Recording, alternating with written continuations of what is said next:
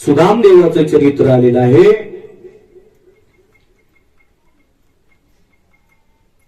उज्जैन देशीचा राजा आणि पोरबंदर या ठिकाणी गुजरात प्रांतामध्ये सुदामदेवाचं वास्तव्य आहे. सुदामदेवाचा एक असणारा भाऊ चक्रधर हा त्या राज्यामध्ये तो राजाच्या दरबारामध्ये भाटगिरी म्हणून काम करायचा. भाट म्हणून स्तुती पाठक, राजाची स्तुती करायचं काम तो करत होता. सुंदर प्रकारचं गायन करत होता. जसं आपण तो पाहतो का नाही, एखादा राजा टीव्ही मध्ये आपण पाहतो, मालिकेमध्ये एखादा राजा त्याचं आगमन झालं हो तर ते स्तुती पाठक राजे पधार रहे है असे जे म्हणणारे सेवक असतात त्यांना स्तुती पाठक असं म्हणतात. म्हणून खूप सुंदर तो चक्रधर गायन करायचा. एके दिवशी राजानं त्या चक्रधराचं गायन ऐकलं. राजा प्रसन्न झाला. वा, अरे काय त्या चक्रधराचा आवाज आहे म्हणले, किती सुंदर गातोय म्हणले. ते बाकीचे सेवक म्हणले, राजे हे तर काहीच नाही, याचा भाऊ एक सुदामा म्हणून आहे, तो तर याच्यापेक्षा गोड गातो म्हणले. अरे बोलवा ना म्हणले, मग त्याला आपल्या राज्यामध्ये बोलवा, आपल्या दरबारामध्ये बोलवा. म्हणून काही सेवक पाठवले महाराज, सुदामदेवाला घेऊन या. सेवक घरी गेले. सुदामदेवाला सांगितलं, सुदामदेवा ब्राह्मण कुटुंबामध्ये जन्मलेले होते, तुम्हाला राजानं बोलावलेलं आहे. सुदामदेवाने विचारलं, कशाला? सांगितलं त्या सेवकानं, तुमच्या चक्रधर या बंधूचं गायन राजानं ऐकलं. राजाला खूप गोड वाटलं गायन. काही मंडळीनं सांगितलं, सुदामा यांच्यापेक्षा गोड गातोय आणि म्हणून तुमची स्तुती पाठक म्हणून त्या ठिकाणी नेमणूक करायची म्हणले. सुदामदेव म्हणले, मी कुणाची स्तुती पाठक किंवा भाटगिरी करत नाही, मी गुण गातोय, कुण्या राजाचे गात नाही, मी त्या देवाचे गुण गातोय. वेगवेगळ्या रागामध्ये मी आळवतोय त्या देवाला. कुण्या राजाला आळवण्यासाठी माझा जन्म नाही. एकनिष्ठ हो, पैशासाठी कशासाठी आमिषासाठी मी भुलणारा नाही. जा तुमच्या राजाला सांगा की सुदामदेव देवाचं सोडून दुसऱ्याचं गुणगान गात नाही. सांगितलं. शिव गेले महाराज आणि सांगितलं, एवढी मजाल, एवढी सुदामाची मजाल, ब्राह्मण आहे, भिक्षा मागून खातोय आणि राजाचं ऐकत नाही. जा रे म्हणले, आणखीन एक जण कुणीतरी जा, पहा म्हणले येतो का नाही, मग त्याचा काहीतरी आपण मार्ग काढू. एक सेवक दुसरा गेला. सांगितलं, अरे सुदामा का असं करतोस, राजाला राग येतोय, जा राज्यामध्ये, पैसे मिळतील, तुझ्या पोटा पाण्याचा प्रश्न मिटेल. सुदामदेवानं सांगितलं, हे बघ, मी पांडुरंग परमात्म्याचा किंवा त्या परमात्म्याचा एकनिष्ठ भक्त आहे. देवाचं सोडून दुसऱ्याचं गुणगान करणं म्हणजे माझ्या दृष्टीनं ब्रह्महत्या आहे. अनेकांची स्तुती आम्हा ब्रह्महत्या, वाचोनी ते का पांडुरंगा. म्हणून देवाशिवाय दुसऱ्याचं गुणगान करू नये महाराज. पण अलीकडं परिस्थिती बदलली. माणसं दुसऱ्याचे गुणगान करतात महाराज. खरं असो की खोटं असो, आपल्याला पैसा मिळतोय, मान मिळतोय, सन्मान मिळतोय, काय होतंय हे का नाही. आता आपण राजकीय दृष्टिकोनातून जर बघितलं, प्रत्येक पक्षामध्ये प्रत्येक जण आपण आपल्या पक्षाचं वर्णन करतो हे का नाही. हे स्तुती पाठक म्हणायचे. आपल्या पक्षाचं मोठेपण कसं आहे पटवून सांगतो महाराज हे का नाही. काहीतरी आमिष मिळते हेच त्याचा त्यातून भाव निघतो. किंवा अलीकडच्या काळामध्ये आता कीर्तनकार मंडळी सुद्धा कीर्तनातून देवाचं गुणगान कमी माणसाचंच गुणगान जास्त करतात. मला ज्यानं कीर्तन थोडं इथेच होतं बाबा तो देवच म्हणायचं कीर्तनकारासाठी आहे का नाही. देवच म्हणावं लागेल का नाही. तो आता 50,000 रुपये जर तो मोजून कीर्तनकाराला देतोय तो देवच म्हणावं लागेल ना. म्हणून देवाच्या आधी आधी त्याचं नाव असतं का नाही. ही असणारी परिस्थिती अलीकडे जन्माला आली. तस तुकोबाराय म्हणतात, अरे आम्ही एकनिष्ठ आहोत. देव सोडून दुसऱ्या देवाला सुद्धा देव म्हणाय आम्ही तयार नाही. नमनो या देवानी काशी, नमनो या देवानी काशी, नमनो या देवानी काशी, नमनो या देवानी काशी. हमारी दासा एक मीत भाव, हमारी दासा एक मीत भाव, एक मीत भाव, हमारी दासा एक मीत भाव.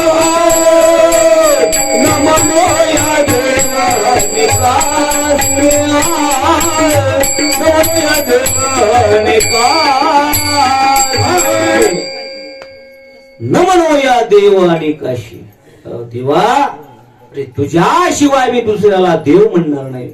असे एकनिष्ठ भक्त होते महाराज. एकनिष्ठ, त्याला एकनिष्ठता असं म्हणतात. आता एकनिष्ठता राहिलीच नाही महाराज. एकनिष्ठ शब्दच संत वाङ्मयातून किंवा साहित्यातून निघून चालला महाराज. सगळी निष्ठानिष्ठीच झाली कुठेही. पूर्वीच्या काळी होऊन गेली महाराज. संत एकनिष्ठ होते, शूरवीर. किती आपण धर्मवीर संभाजी राजे त्यांना धर्मवीर म्हणतो. धर्मवीर म्हणतो. तुमच्या गावामध्ये मला वाटतं कमानेला नावच आहे धर्मवीर शंभूराजेच नाही. तालुका अंबाजोगाई जिल्हा बीड. का तुमच्या गावाला छत्रपती संभाजी महाराजाचं नाव प्राप्त झालं का? कारण धर्मासाठी प्राण दिला पण धर्म सोडला नाही. याला एकनिष्ठता असं म्हणतात. ठीक नाही. प्रसंग खूप मोठा आहे महाराज तो. याला एकनिष्ठता असं म्हणतात. तस सांगू लागले महाराज. सुदामदेवानं सांगितलं, जा मी येत नाही म्हणून सांगा राजाला. काय करायचं ते करा म्हणा. मजवरी घाली घन परी मी न सोडी चरण. गेला शिवक महाराज सांगितलं. सुदामदेव ऐकत नाही. राजाला राग आला आणि राजानं राज्यामध्ये दौंडी पिटली. उद्यापासून सुदामदेवाला कुणी भिक्षा वाढायची नाही म्हणले. आणि जर एखाद्या माता माऊलीनं भिक्षा वाढली तिला फाशीची शिक्षा.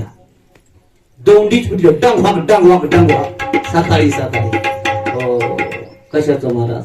सुदामदेव निघाले आपले दररोजचे भिक्षा मागायला. सुदामदेवाचं कसं होतं. अयाचक व्रत होतं. अयाचक. याचक व्रत कशाला म्हणायचं. सकाळी भिक्षा मागायची, जेवढं भिक्षेत आलं ते सायंकाळपर्यंत खायचं, उरलेलं वाटून टाकायचं, काहीच ठेवायचं नाही. याला अयाचक व्रत असं म्हणतात. म्हणून सकाळी निघाले दररोजच्या सारखं भिक्षा मागायला. पंचांग सांगू लागले. काय आता ब्राह्मण धर्म होता त्यांचा. पण कुणी म्हणायचं, सुदामदेवा आज आमच्या घरी काय नाही बाबा तुम्हाला. काय झालं. नाही बाबा आज सकाळी दौंडी आलती. सुदामदेवाला काय देऊ नका आणि दिलं तर तुम्हाला फाशीची शिक्षा. कसं देवा म्हणजे सुदामदेवा. आम्ही काय देत नाही. तिथून सुदामदेव निघाले, दुसऱ्या घरी गेले महाराज. तिथूनही तसाच सूर्य येऊ लागला. रिकाम्या हातानं घरी आले महाराज. घरात तर काहीच नाही त्यांच्या. अयाचक व्रत. काही काही असं सांगतात मुंबईला असे भिकारी आहेत. सकाळी भीक मागतात. काय 1000-500 त्यांना होत असतील. दिवसभर खायचं, उरलेलं कुणाला बी दान देऊन टाकायचं. म्हणून असे भिकारी आहेत म्हणून मुंबई सारख्या ठिकाणी. ऐकलंय मी असं. याला अयाचक व्रत असं म्हणतात. म्हणून घरी काहीच नाही. रिकाम्या झोळीनं 10-11 वाजता 12 वाजता घरी आले. सुदाम देवाची पत्नी सुशिला वाटच बघू लागली. 2 मुलं पदरामध्ये आहेत. आई बाबा आले नाहीत का? भूक लागली व आले नाहीत का? दररोजची वेळ निघून गेली, बाबा आले नाहीत. आणि मग आले बाबा थोड्या वेळानं, झोळी रिकामीच दिसली. बाबा काही आणलं नाही का? काय सांगतील महाराज? बोलता येत नव्हतं महाराज, काय बोलावं, झोळीमध्ये काहीच आणलं नव्हतं. म्हणून बाप घरी येत असताना लेकरं जर लहान लहान असतील, आजही बघा ऐका नाही, काहीतरी घेऊन येतो ऐका नाही. त्याला माहिती आपण घरी गेलो की आपला मुलगा धावत आपल्या गाडीकडे येणार आहे. तो शेप आणतो, पेढा आणतो, चिकू आणतो, अंगूर आणतो, काहीतरी खायला आणतो. आणि तो मुलगा धावत आला की त्याच्या हातामध्ये तो खायला देतो. त्यालाही आनंद होतो आणि मुलालाही आनंद होतो. तसं सुदाम देवाचं झालं महाराज. हो, लेकरं आले धावत धावत अंगणामध्ये, झोळीमध्ये काहीच नाही. काय झालं बाबा? सुदामदेव काहीच बोलत नव्हते. घरामध्ये आले, झोळी अडकून ठेवली. पत्नी म्हणू लागली, अहो काय झालं? भिक्षा आणली नाही. पत्नीला सांगितलं, अगं सुशिले, काल राजाचं बोलावून आलं होतं. मी राजाला सांगितलं, मी देवाची सोडून दुसऱ्याची स्तुती करत नाही, मी तुझी स्तुती करायला तयार नाही. राजाला राग आला आणि त्यानं गावात दंडी दिली, आजपासून सुदाम देवाला कोणी भिक्षा वाढायची नाही. कुणीच वाढी नाही ग. काय करावं? सुशिला म्हणली, काय करायचं आता म्हणून. एक दिवस झाला महाराज, लेकरं म्हणू लागली, भूक लागली, मार्ग निघत नव्हता महाराज. घराच्या समोरून लोक वागायचे, हो, पण काहीही देत नव्हते महाराज. लेकरांची रडायची वेळ आली महाराज. गरिबीचं दुःखही महाराज असंच असतं. वेळ जर आली ना महाराज, कुणीच नसतं महाराज, कुणीच नसतं. 3 प्रकारचं दुःख सांगितलेलं आहे. दारिद्र्यतेचं दुःख, गर्भवासाचं दुःख आणि पापाचं दुःख, असे 3 प्रकारचे दुःख आहेत महाराज. आणि एकाहुनी बळी रे, 3ही दुःख असे आहेत महाराज. गर्भवासाच्या दुःखापेक्षा पापाचं दुःख वाईट आहे आणि पापाच्या दुःखापेक्षा दारिद्र्यतेचं दुःख वाईट आहे. खूप दारिद्र्यतेचं दुःख वाईट आहे. आपण पाहतो, एखाद्याची जर गरीब परिस्थिती असेल, पाहुणे रावडी श्रीमंत असतील, जास्त मान सन्मान दिल्या जात नाही महाराज, बोलावल्या जात नाही. जर एखाद्या श्रीमंत पाहुण्याचं मूळ आलं, काय आलं, बोलावणं आलं, जर हे गेले, त्यांना जास्त कोणी बोलत नाही. आता मोठ्याने आले की ते मोठमोठ्याला भेटी घेऊन येतात, है का नाही. गरीबाची आपली छोटी भेट असते महाराज, द्यायला लाज वाटते महाराज, है का नाही. होतं का नाही असं? अपमान वाटतो महाराज. हे दारिद्र्यतेचं दुःख आहे. तुकोबाराय म्हणतात, ज्ञानोबारायची एक ओवी आहे, हे भोगावंच लागतं महाराज, आपल्या कर्माची फळे. हा गा रोग काय रोगिया, आवडे दरिद्र दरिद्रिया, परी भोग विजय बळिया अदृष्ट येणे. अदृष्ट म्हणजे आपलं कर्म, आपलं प्रारब्ध. काहीतरी मागच्या जन्मामध्ये पण काहीतरी वाईट कर्म केलेलं आहे, म्हणून हे आपल्याला दारिद्र्यतेचं दुःख प्राप्त झालेलं आहे. खूप असणारं दारिद्र्यतेचं दुःख वाईट असतं. आणि म्हणून सुदाम देवाकडे कुणी येत नाही, जात नाही, काय करावं कळत नाही महाराज. सुदाम देवाची पत्नी म्हणू लागली, सुशिला, अहो असं घरात बसून चालायचं नाही. 2 मुलं आहेत आपल्या पदरामध्ये, हताश होऊन चालणार नाही, काहीतरी मार्ग काढा. हो, सुदाम देवाची परीक्षा होती महाराज. परमार्थ तर सोडायचा नाही, आणि देव एवढी परीक्षा घेतो महाराज त्याच्या इतकी परीक्षा कुणीच घेत नाही महाराज. देवाची प्राप्ती करणं सोपं नाही महाराज. खूप देव परीक्षा घेतो महाराज. ही सुदाम देवाची परीक्षा होती. जर सुदाम देव या दुःखाला कंटाळून राजाला शरण गेले, हरले म्हणायचं सुदाम देव. हरले मग काय, त्याला देवापासून दूर झाले आणि राजा तर पैसा किती द्यायला तयार आहे.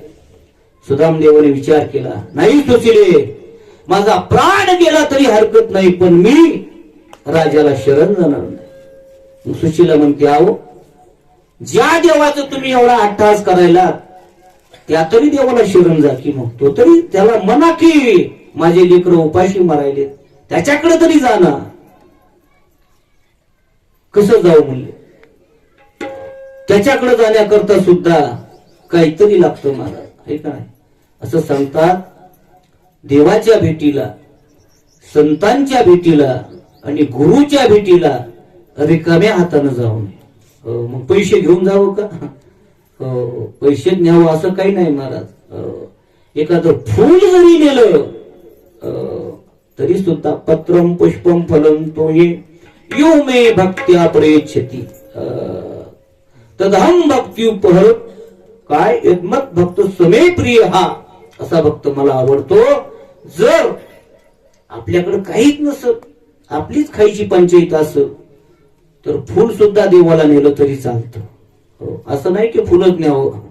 यथा सांग, आपल्या जर काही नसलच तर प्रेमानं फुल जरी वाहिलं. आपण पाहिलं का नाही, गजेंद्रानं एक सोंडीमध्ये कमळाचं फुल घेतलं पाण्यातलं आणि फेकलं. कोण असेल तो ब्रह्मांड चाळक, आपणच हाक देईल हाते. फुलाच्या मोबदल्यात आला महाराज. देवाला फक्त भाव पाहतो. तुम्ही मला देत असताना कशा पद्धतीनं देता, भावनेनं देता का मोठेपणा करण्यासाठी देता, हे पाहतो महाराज. नाही तर लाखो रुपयाची पंगत घातली आणि देवाविषयी काहीच प्रेम नाही, म्हणजे तुम्ही लय मोठं अन्नदान केलं.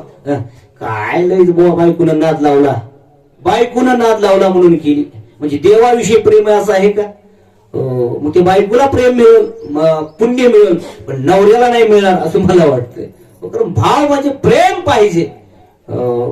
भावेन नाही तयाची ते प्राप्ती, पुराणी बोलती ऐशी मात. म्हणून काय करावं, थांबा म्हणली, मी माझ्या मैत्रिणीकडे जाते म्हणली, काहीतरी घेऊन येते, तुम्ही देवाच्या भेटीला जा. असणारी सुशिला शेजारणीकडे गेली. हे का नाही, म्हणू लागली शेजारणीला जाऊन, अगं माझ्या मालकाला कृष्ण परमात्म्याच्या भेटीला जायचंय आणि ते म्हणते रिकाम्या हातानं जाऊ नये, काहीतरी दे ग. गावात तर कोणीच काही देत नाही. ती म्हणजे माय कसं देवा, तुला माहित नाही का माझे मालक, हो त्याला जर कळालं ना, हो मला बांधून हाणते. सकाळी दोंडी झाली गावामध्ये, कोणाला काही द्यायचं आणि मग माझ्या मालकाला कळायलाच किती मला मारतील. नाही ग बाई सुशिले, तू माझ्या जीवाच्या भावाची मैत्रीण आहेस, पण आज काय मी तुला देत नाही गे. ऐका नाही, वेळ येते माणसावर मारा. हो आपण म्हणतो नाही नाही आमच्यासाठी ते जीव द्यायला तयार आहेत. नाही बाबा, काही नाही. ती वेळ आल्यावर कुणीच नसतं. दुसऱ्या घरी गेली महाराज, तिसऱ्या घरी गेली, असंच बोलू लागले. आणि चौथ्या पाचव्या घरी गेल्यानंतर एक असणारी माता काय तांदूळ चाळली आणि ती चुरी टाकण्याकरता बाहेर आली, ताळलेली चुरी. आणि ही म्हटली बाबा काहीतरी द्या म्हणून. तिने पण आधी नकारच दिला. नाही बाई तुला मी काही देत नाही बाई. सकाळी दंडी झाली आणि मग शेवटी हताश झाली, गयावया करू लागली. मग काय करावं, हे बघ म्हणजे सुशिले, तुला आता काही देतच नाही, पण आता ही तांदळाची चुरी ही मला फेकून द्यायची. बघ तुला न्यायची असली तर ही ने, ह्याच्या पलीकडे मी काही देणार नाही. सुशिलीनं आपला पदर पसरला, ती फेकून द्यायची तांदळाची चुरी आपल्या पदरामध्ये घेतली, घरी आली आणि सांगितलं मालकाला, मालक हे तांदूळ, त्याला पोहे सुद्धा असं म्हणतात. मला वाटतं त्या काळात पोहेत नसतील ना, पोह्याचे कारखाने आता झाले असतील. तांदळाचं वर्णन याच्यामध्ये आलेलं आहे. ती तांदळाची चुरी दिली महाराज सुदामदेवाकड आणि सुदामदेव कृष्ण परमात्म्याच्या भेटी करता निघाले महाराज. पोरबंदर गुजरात मध्ये आहे ते द्वारका 250 किलोमीटरचं अंतर आहे. पायी प्रवास दरकोस दर मुक्काम करत करत निघाले. पहिला मुक्काम एके ठिकाणी पडला महाराज. एका मंदिरामध्ये बसलेले आहेत सुदामा. रात्रीची वेळ झाली. जेवण्याचा काहीच हिशेब नाही महाराज. भगवंताचं चिंतन करतात महाराज. आणि मग कृष्ण परमात्म्याला काळजी लागली. कृष्ण परमात्म्यानं एका मुसाफिराचं रूप घेतलं महाराज. यात्रेकरूचं रूप घेतलं. एक टांगा आणला, मंदिराच्या दारात बांधला आणि ते जिथं सुदामदेव बसलेले होते तिथं जाऊन बसले आणि म्हणू लागले, का हो, कोणत्या गावचे तुम्ही? सुदामदेवानं सांगितलं, मी सुदामपुरीचा किंवा पोरबंदरचा आहे. कुठं चालले? मी द्वारकेला चाललो कृष्ण परमात्म्याच्या भेटीला. असं का? मीही तिकडं निघालो. हे का नाही? देव राखे तया मारेल कोण. अरे देवाने ज्याचा सांभाळ केलाय तो परीक्षा पाहतो पण सांभाळतो महाराज. हो, कृष्ण परमात्म्यानं रूप घेतलं महाराज आणि सांगितलं, तुमचं जेवण झालं का? नाही बाबा, आताच आलो, बसलो इथं. जेवण वगैरे काही नाही.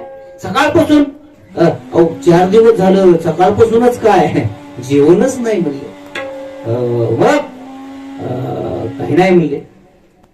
आपल्या साहित्य म्हणले सगळं, आपल्या टांग्यामध्ये सगळं साहित्य म्हणले. आता आपण 2 जण स्वयंपाक करूया आणि खाऊया म्हणले. मलाही द्वारकेलाच यायचं. आणि मग सामान काढलं महाराज. चूल पेटवली, स्वयंपाक केला, दोघांनी खाल्ला.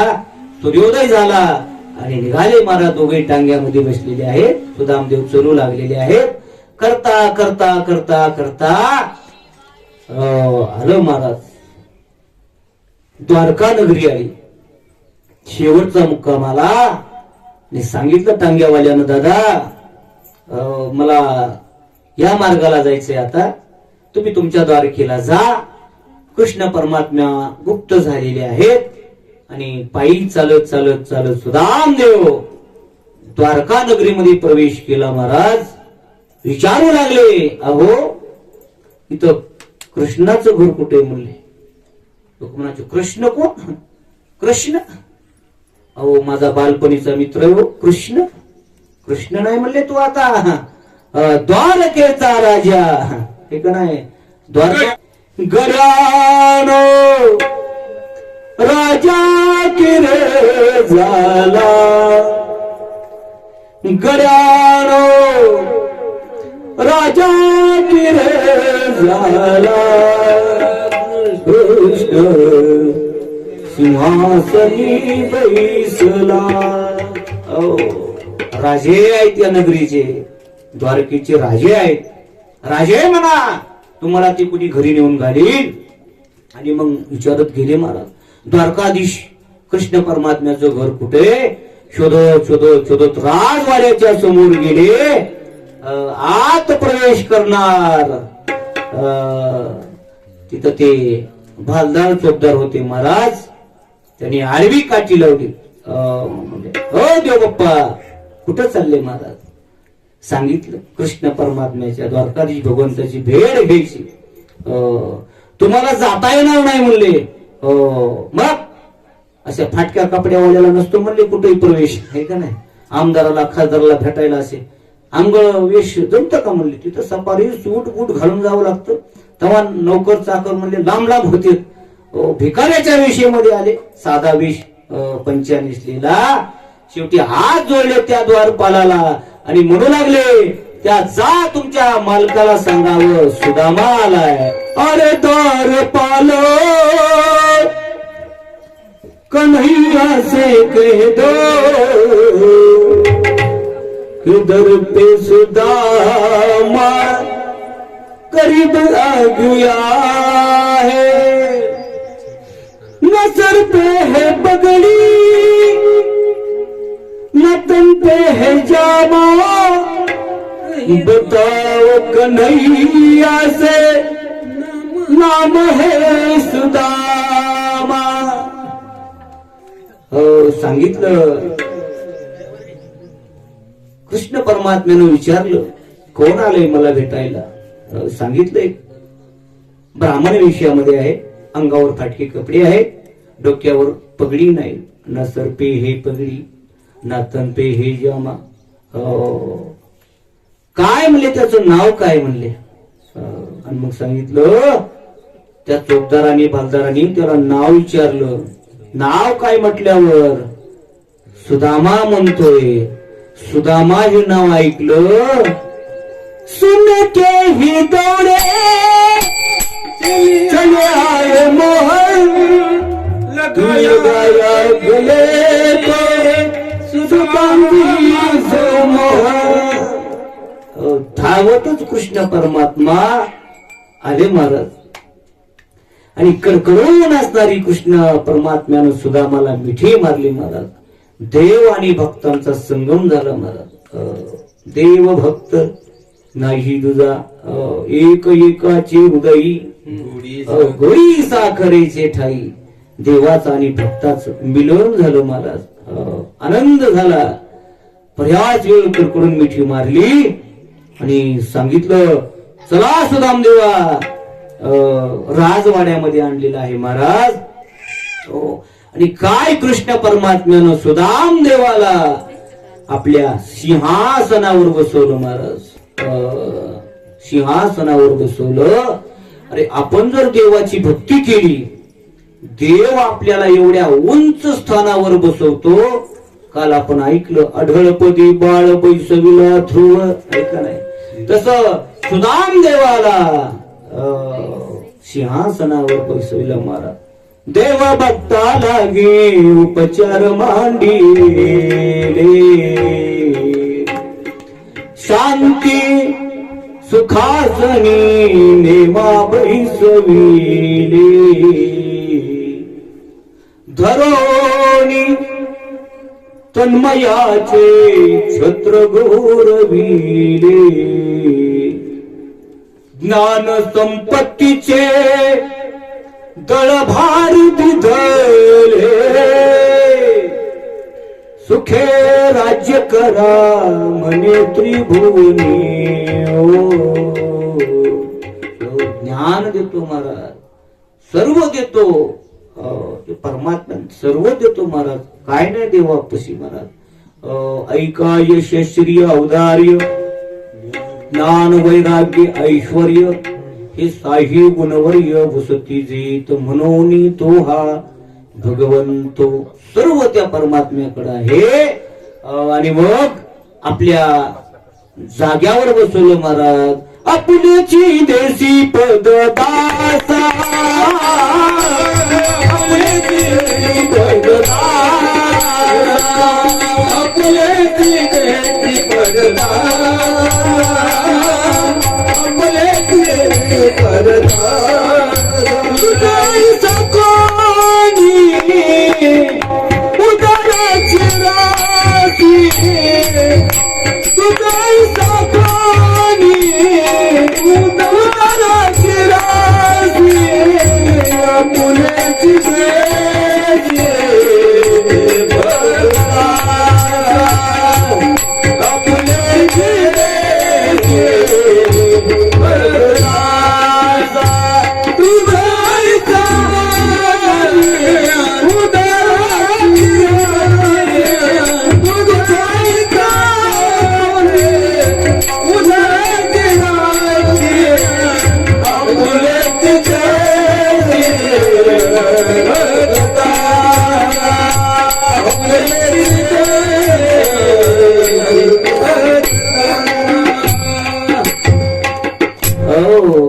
काय सुंदर वर्णन आहे महाराज.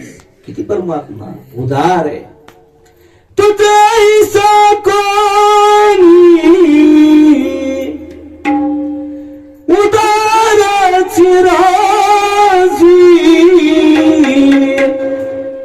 आपुलेची देशी पद दासा. म्हणून देवाची सेवा करायची. अरे व्यवहारामध्ये तुम्ही कुणाची सेवा करा, आपलं पोट कुणीच देत नाही महाराज. तुम्ही आमदाराची सेवा करा.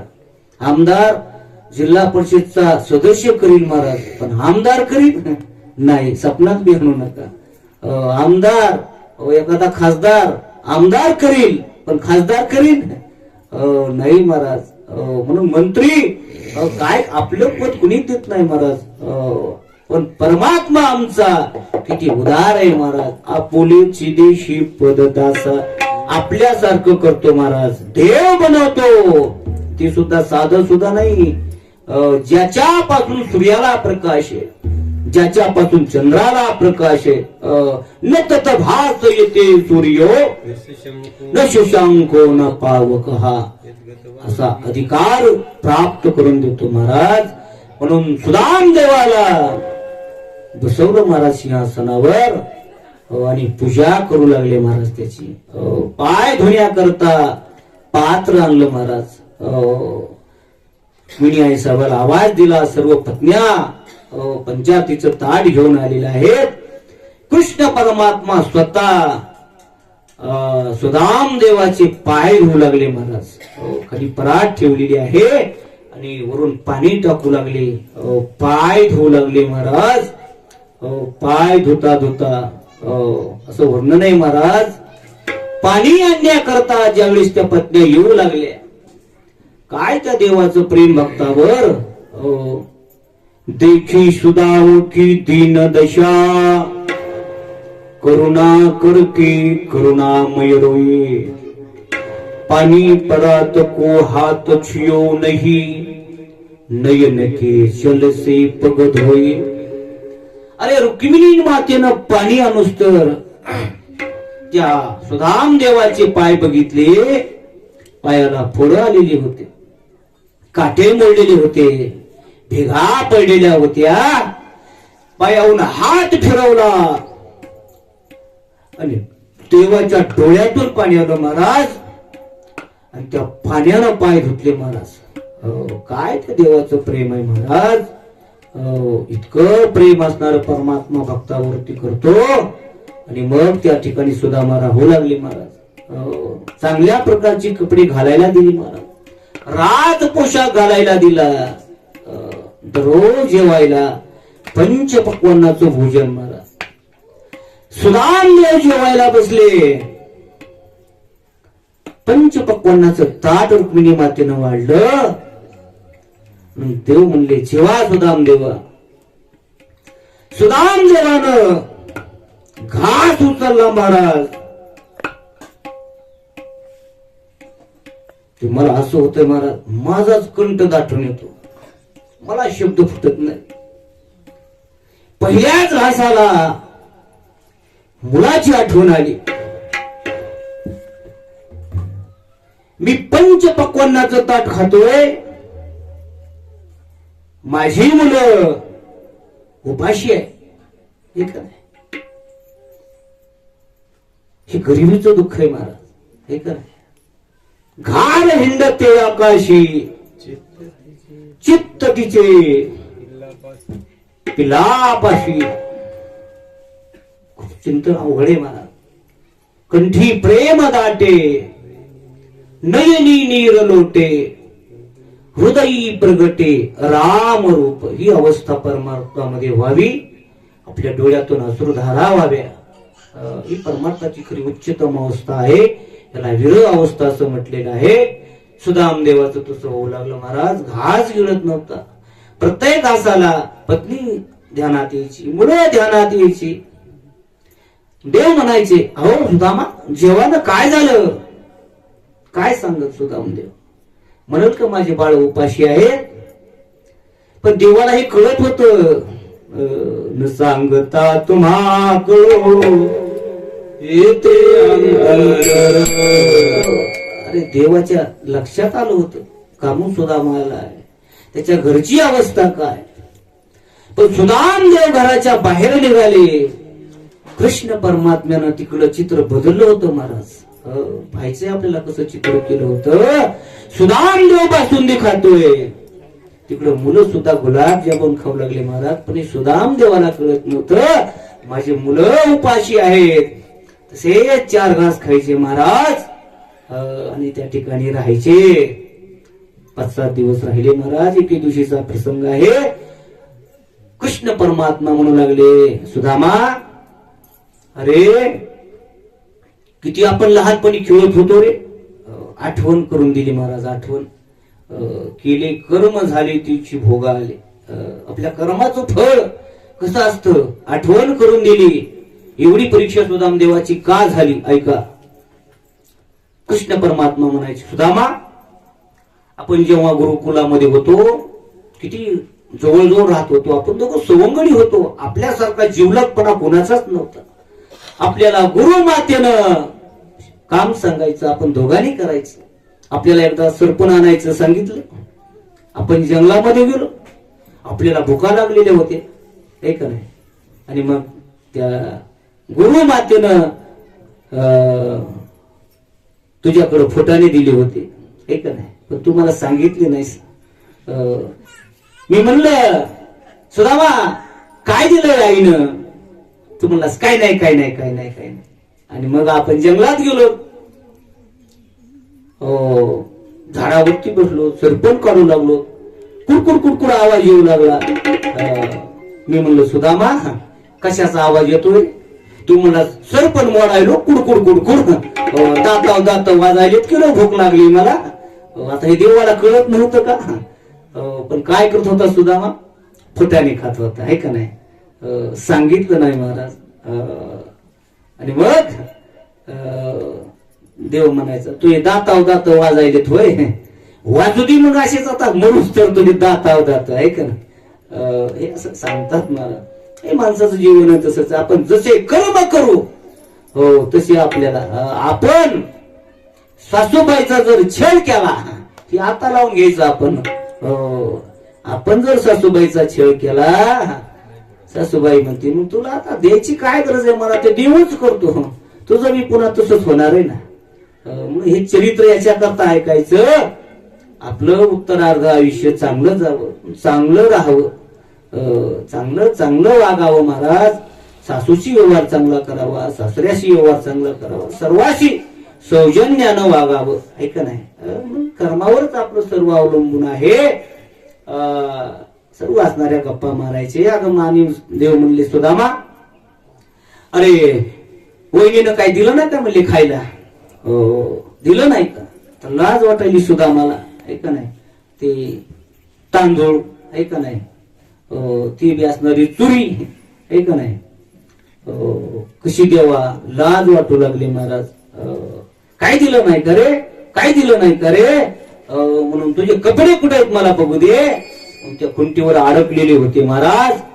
आणि त्या उपरण्यामध्ये एका कोणत्यामध्ये तांदूळ बांधलेले होते. त्याला आपण पोहे असं म्हणतो. म्हणून ती पोह्याची चुरी काढली महाराज. अरे सुदामा किती लबाड आहे सांगितलं नाहीस मला. आणि ते पोहे घेतले महाराज. आणि किती प्रेमाने परमात्मा खाऊ लागला. पोहे सुदामा देवाचे पोहे सुदामा देवाचे पोहे सुदामा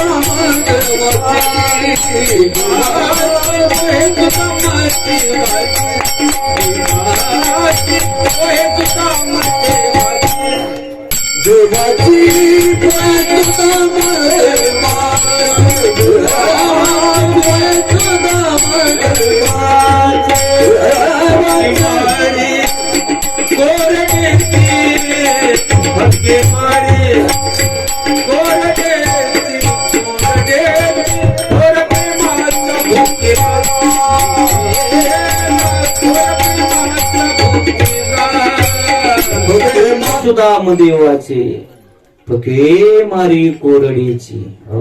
खाऊ लागले महाराज. आनंद नसणारे पोहे खाल्ले. देव फक्त भाव पाहतो महाराज. काय देतो हे पाहत नाही. फक्त देवा करता भाव पाहिजे. देवा कारणे भाव म्हणून कृष्ण परमात्म्यानं सुदाम देवाचे पोहे खाल्ले.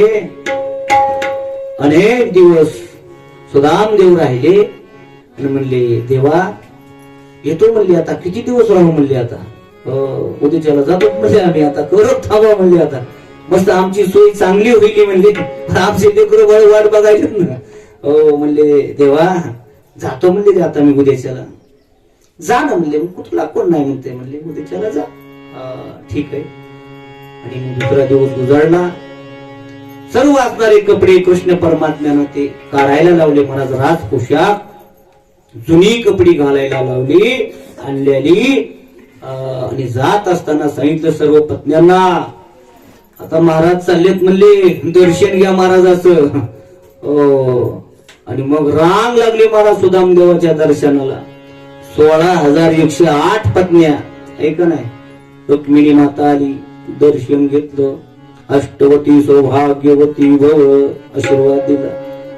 दुसरी कालिंदी आली ऐका नाही. सर्व असणाऱ्या पत्न्या अष्टवती सौभाग्यवती भव अष्टपुत्र सौभाग्यवती भव अष्टपुत्र सौभाग्यवती भव अष्टपुत्र ब्राह्मणांना अभिषेक केले आणि जे सुरू केलं सोडून देवानं घायाळ झाली महाराज. 1 घंटा झाला म्हणले. देवा म्हणले कवरे काय नाही म्हणले आता 5 वर्ष चालू द्या म्हणले. लय मोठा परिवार आहे म्हणले. मग सुदाम देवानं काय केलं ते अर्धा मंत्र छाटला ना. सौभाग्यवती भव ते अष्टपुत्र दिलं काढून. सौभाग्यवती भव सौभाग्यवती भव सौभाग्यवती भव. पुन्हा बघितलं मागू रांग जशाच्या तशीच. मग ते सौभाग्यवती काढलं. भव भव भव ऐका जी सुरू केलं. भव घायाळ झाले ना. घायाळ झाले महाराज. देव म्हणले आता बस करा. आता सगळ्याला एकदाच आशीर्वाद द्या म्हणले. आपली सुदामदेव इथंच राहतील म्हणले. त्यांना जायचं सुधारायचं नाही.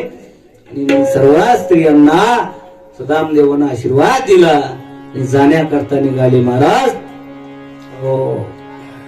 गावाच्या बाहेर वाट लावण्याकरता आले. सुदामदेवाला वाट लावलं महाराज. सुदामदेवानंही देवाकडे काही मागितलं नाही. आणि देव बी म्हणले नाही तुझी परिस्थिती कशी रे काय तुला पाहिजे का 10-5 लाख रुपये काय आलास आता एवढा मोठ्या.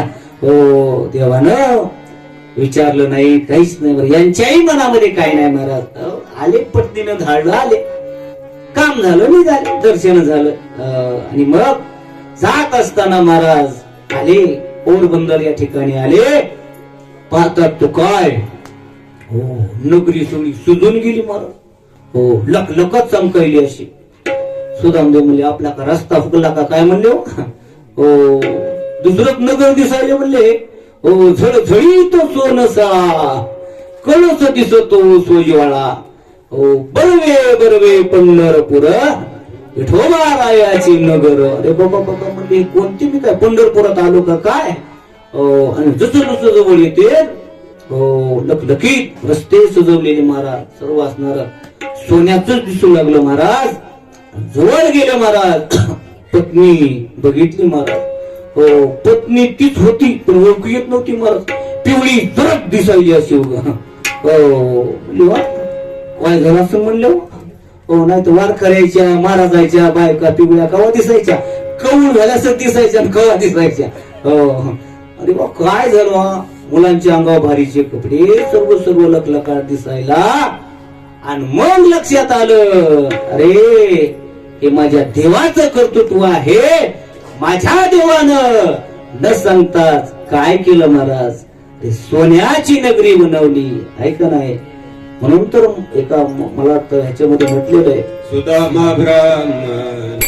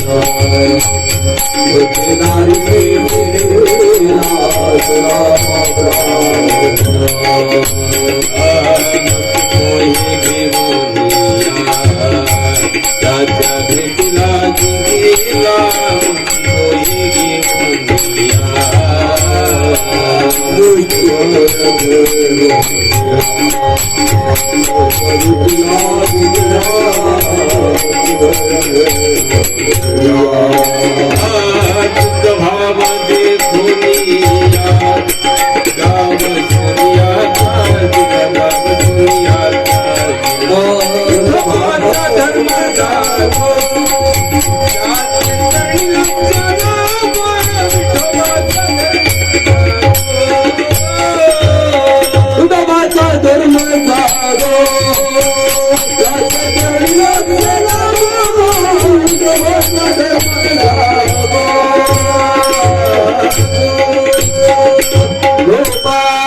कृष्ण भगवान की जय, भगवान शुभाचार्य महाराज की जय.